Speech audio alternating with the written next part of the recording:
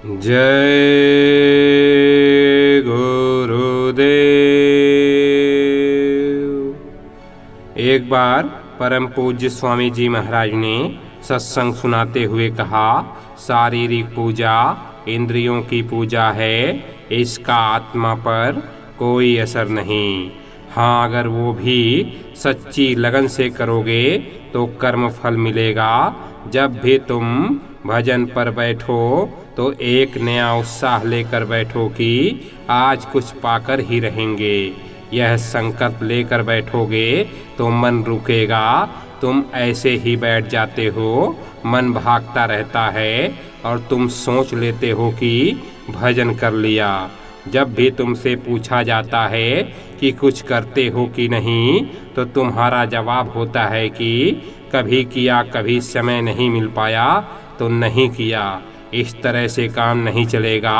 सामने देखकर दिखावटी कूदाफादी करते हो, यह कोई भक्ति नहीं, यह दिखावा है।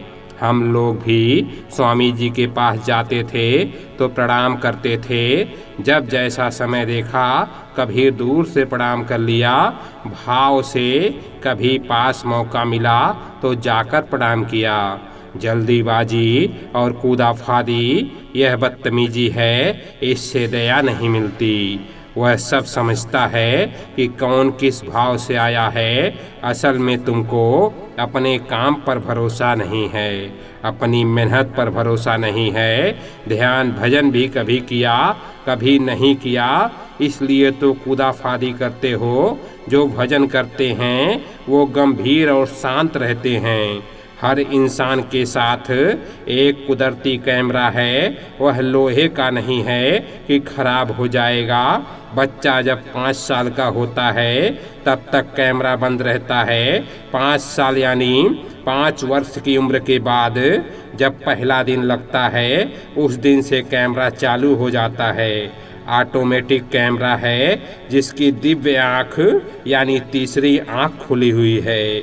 उसको कैमरा दिखाई देता है क्या अच्छा किया, क्या बुरा किया, किसको मारा, किसको पानी पिलाया, यानी जो कुछ भी इंसान कार्य करता है वो सब कुछ उसमें फिल्म तैयार हो जाती है। मनुष्य की आखिरी सांस तक कैमरा चलता रहता है। मौत के बाद जब जीवात्मा धर्मराय के दरबार में यमदूतों द्वारा पेश की जाती है तो उसी कैमरे की फिल्म को दिखाया जाता है और उसी के अनुसार सजा सुनाई जाती है।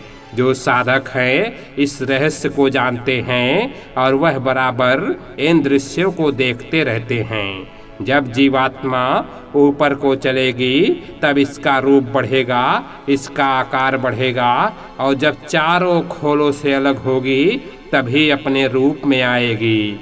नाम दान लिया है तो तुमको थोड़ा एकांत चाहिए, जहाँ बैठकर तुम भजन करो। यहाँ कोई शोरगुल नहीं है। तुम आओ, चुपचाप आकर यहाँ बैठ गए। सत्संग हुआ तो ठीक, नहीं तो भजन किया और उठ गए। पहले की साधना अलग थी। उस समय पर यहाँ था कि जब तक घर नहीं छोड़ेंगे तब तक वह साधना नहीं की जा सकती। पर अब नहीं, अब नाम की साधना है। घर द्वार छोड़ने की जरूरत नहीं। कलयुग केवल नाम आधारा। नाम मिल जाए, साधना में लग जाओ, सूरज जाग जाएगी। ईश्वर और खुदा की इबादत के पहले जो सामने बैठा है उससे प्यार करना पड़ेगा, क्योंकि वही तो तुमको अंदर ले चलेगा, भेद बताएगा। इसलिए खुदा की इबादत के पहले उससे प्यार करो। जब उससे प्यार करोगे तभी उस खुदा से प्यार कर सकोगे। जब आप किसी को देखते हो तो वह भी आपको देखता है। आप किसी से प्यार करते हो तो वह भी आपसे प्यार करता है। कुछ भी एक तरफा नहीं होता। जो गुरु की मौज हो, जिसमें वो राजी हो वह करो। जिसमें गुरु की रजा है, उनकी इच्छा है, वह काम करो। वो कुछ कहते हैं, तुम कुछ करते हो, तो फिर कैसे काम बनेगा? वो जो कुछ भी कहते हैं तुम्हारा हित समझकर कहते हैं, उसमें तुम्हारा फायदा है, तुम्हारी भलाई है। तुम बाल बच्चों के बीच रहते हो, वो भी फायदा है। अकेले रहते हो तो अकेले में भी फायदा है। हमें तो पता नहीं कि क्या अच्छा किया क्या बुरा किया, इसलिए उनका शुक्राना करो, उनका एहसान मानो। वो जो कुछ करेंगे हमारे हित में करेंगे। वो नाराज तो होते नहीं किसी से, लेकिन समझाने के लिए जो कुछ सामने कहा वही नाराजगी है, वह भी केवल समझाने के लिए। बुरे कर्मों से जो धन तुमने कमाया है उसी को तुम गुरु की सेवा में खर्च करते हो। तुम्हारा धन जिस जगह लगेगा उसको भी रसातल में पहुंचा देगा। तुम्हारे धन से दूसरों का भजन खराब हो जाएगा। धन का इस्तेमाल करते ही उनके इंद्रियां चंचल कर देगा और मन चित्त चलामान हो जाएगा और बुद्धि उसकी मलिन हो जाएगी। तुम हर रोज सोचो कि तुम्हारी आयु के दिन घट रहे हैं और घटते जा रहे हैं। जिस दिन जिस क्षण तुम्हारी आखिरी श्वास निकलेगी उसी समय तुम्हारा शरीर जमीन पर गिर जाएगा। फिर जीवन में तुमने जो कुछ भी अच्छा बुरा किया उसका इंसाफ होता है, वह इस आसमान के ऊपर है। किसी अनुभवी महापुरुष की तलाश करो जो उस कचहरी में आते जाते हो, वह तुम्हारे मददगार होंगे। जीवात्मा जन्म जन्मांतरों के पर्दे में आकर बहुत छोटी हो गई। आचरण को ठीक रखो, आचरण ठीक रहे, फिर घाट पर बैठो तो रास्ता मिलेगा। जीवात्मा पर लदी गंदगी हटेगी, तब जीवात्मा सूरत विशाल होती चली जाएगी। तुम कहते हो कि भजन करने का समय नहीं मिलता, समय सबके पास है, गप सप करते रहते हो। भजन सिमरन करने की आदत जब बन जाएगी तो समय मिलने लगेगा। जिसकी अंतर की आँख यानी जीवात्मा की आँख खुली हुई है उसके लिए भजन का जानना कोई मुश्किल बात नहीं। तीसरा नेत्र यानी दिव्य नेत्र संत सद्गुरु से नामदान लेकर सुमरन ध्यान भजन के द्वारा खोला जाता है। दिव्य नेत्र खुलने के बाद अंतर में ब्रह्मा विष्णु महादेव देवी देवता सबके दर्शन होते हैं और गुरु के प्रकाश रूप का भी दर्शन होता है। कृष्ण भगवान ने अर्जुन की दिव्य दृष्टि को अपनी दया से जब खोला तभी उसे कृष्ण को विराट स्वरूप का दर्शन अंतर में हुआ।